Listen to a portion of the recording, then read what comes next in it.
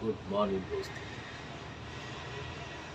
अपने Y hospital के YouTube channel पे आप सभी का बहुत बहुत स्वागत है। आज से हम कुछ वीडियोस सिर्फ इस बात पर बनाने वाले हैं कि कुछ कॉमन बीमारियों में हमें कौन कौन सी परहेज संभालने चाहिए या पथ्यों का पालन करना चाहिए। हम सभी को यह ध्यान रखना चाहिए कि कोई भी बीमारी हो उसमें जितना ज़रूरी उसकी ट्रीटमेंट या चिकित्सा होती है उतना ही ज़रूरी उन बीमारियों में संभालने वाले परहेज और पथ्य भी उतने ही इम्पोर्टेंट होते हैं। हमारे 12 से 14 साल के प्रैक्टिस में यह हम हर बार देखते हैं कि कॉमन सी परहेज न संभालने के कारण काफ़ी पेशेंट को हॉस्पिटलाइज करना पड़ता है और उसके कारण उनको और उनके घर वालों को काफ़ी दिक्कतों का सामना करना पड़ता है। सो आज हम सर्दी, जुखाम और खांसी इस कॉमन बीमारी के परहेज के बारे में जानकारी लेंगे।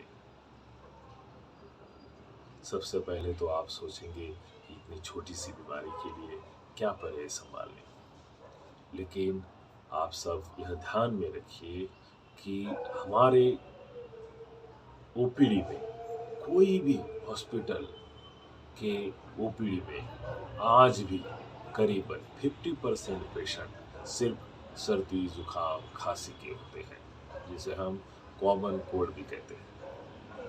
यह एक सिंपल सी वायरल बीमारी है या कभी कभी सिर्फ क्लाइमेट चेंज के कारण भी हो जाती है। और इस बीमारी में परहेज न संभालने के कारण काफ़ी लोगों को सफ़ेद पेशी बढ़ना, जिसे हम WBC बढ़ना या ल्यूकोसाइटोसिस कहते हैं, और प्लेटलेट्स डाउन होना, जिसे हम थ्रोम्बोसाइटोपेनिया कहते हैं, और मेनिंजाइटिस जैसे कॉम्प्लिकेशंस भी होते हैं और उसके कारण उनको हॉस्पिटलाइज करना पड़ता है।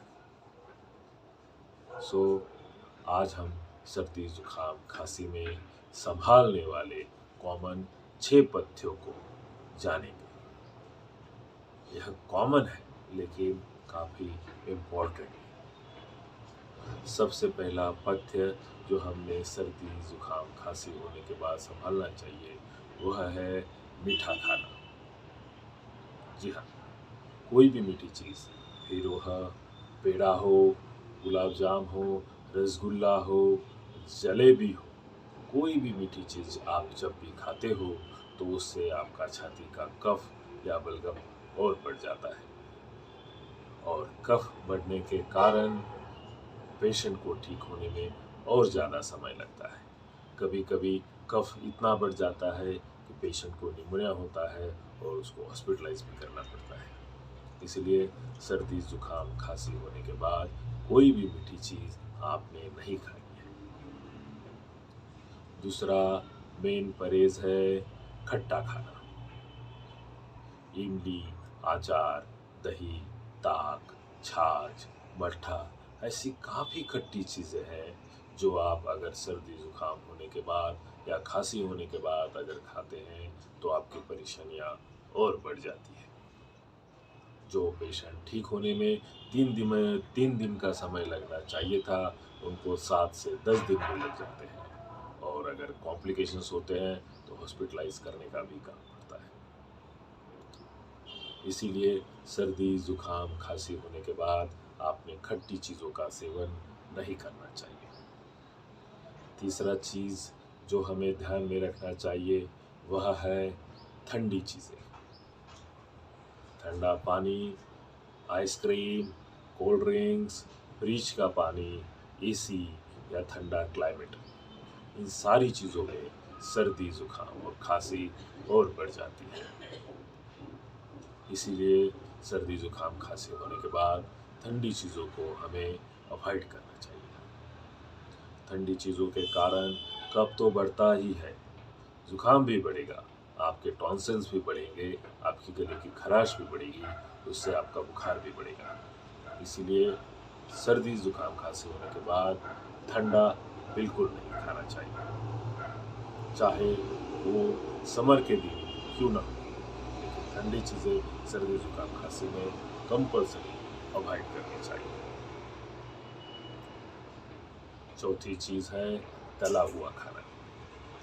अब यह तला हुआ खाना घर का भी हो सकता है, होटल का भी हो सकता है। आप जब भी कोई तली हुई चीज़ खाते हो तो उससे आपके टॉन्सिल्स और गले की खराश और बढ़ जाएगी, उससे खांसी बढ़ेगी और बुखार भी ज़्यादा दिन चलेगा। उसके बाद यह तली हुई चीज़ें एसिडिटी भी बढ़ा देती है, डाइजेशन के इश्यूज भी बढ़ा सकती है, जिसमें खास करके वोमिटिंग्स या उल्टी जिसे हम कहते हैं और लूज मोशन भी होते हैं। तो उसके कारण भी मेडिसिन बढ़ानी पड़ती है, कभी कभी पेशेंट को हॉस्पिटलाइज भी करना पड़ता है। इसीलिए सर्दी जुकाम खांसी होने के बाद ऑयली और स्पाइसी चीज़ों को अवॉइड करना चाहिए।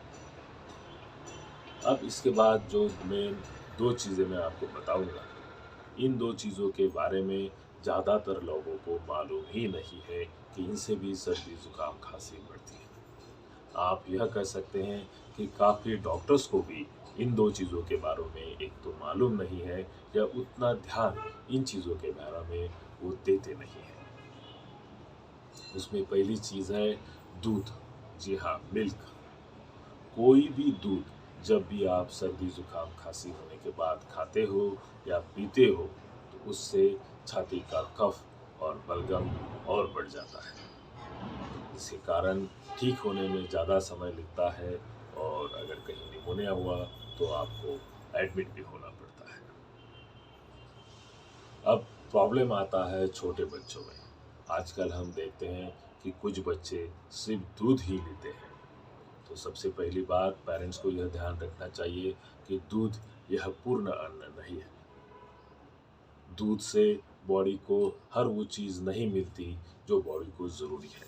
खास करके आयरन हो गए, विटामिन्स हो गए, मिनरल्स हो गए, ये दूध से हमें कभी मिलने वाले नहीं। इसलिए अगर कोई बच्चा सिर्फ दूध पिएगा तो हो सकता है कि उसका वज़न बढ़े, लेकिन ना उसके शरीर में खून ज़्यादा होगा, ना उसकी हेल्थ अच्छी रहेगी, ना उसकी इम्यूनिटी अच्छी रहेगी।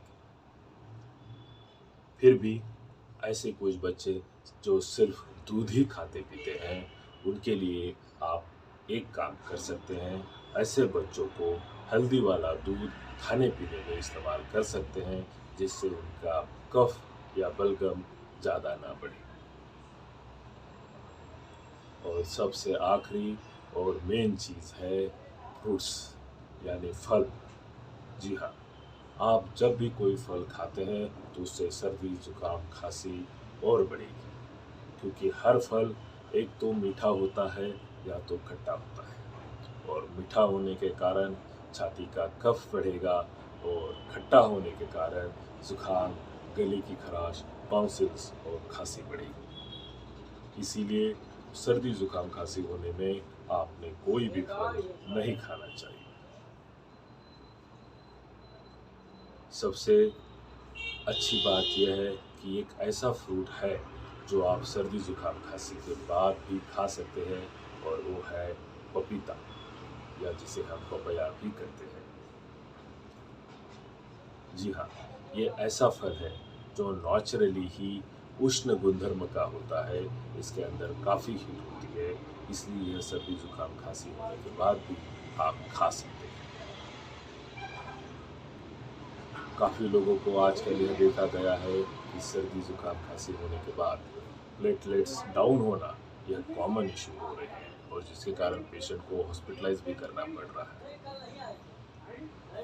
ऐसे पेशेंट को अगर आप पपई खाने को देते हैं, पपीता खाने को देते हैं, तो उनकी प्लेटलेट्स काफ़ी अच्छी बढ़ने में मदद मिलती है, और यह साइंटिफिकली प्रूव भी हो चुका है।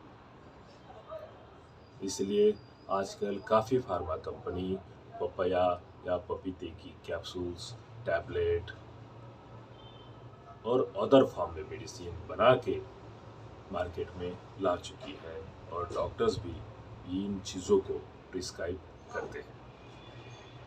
सो आपको यही ध्यान रखना है कि सर्दी जुकाम खांसी होने के बाद आप सिर्फ पपीते को खा सकते हैं, बाकी कोई भी फल सर्दी जुकाम खांसी होने के बाद आपको खाना नहीं। ये थी सर्दी जुकाम खांसी में संभालने वाली कॉमन परहेज। अगली वीडियो में हम एसिडिटी में कौन कौन से परहेज संभालने चाहिए उसके बारे में जानकारी लेंगे, क्योंकि आजकल एसिडिटी भी काफ़ी कॉमन बीमारी हो चुकी है और परहेज न संभालने के कारण लोगों को काफ़ी दिक्कतों का सामना करना पड़ रहा है। तो अगली वीडियो तक स्वस्थ रहिए, अपने हेल्थ का ध्यान रखिए, खुश रहिए। धन्यवाद।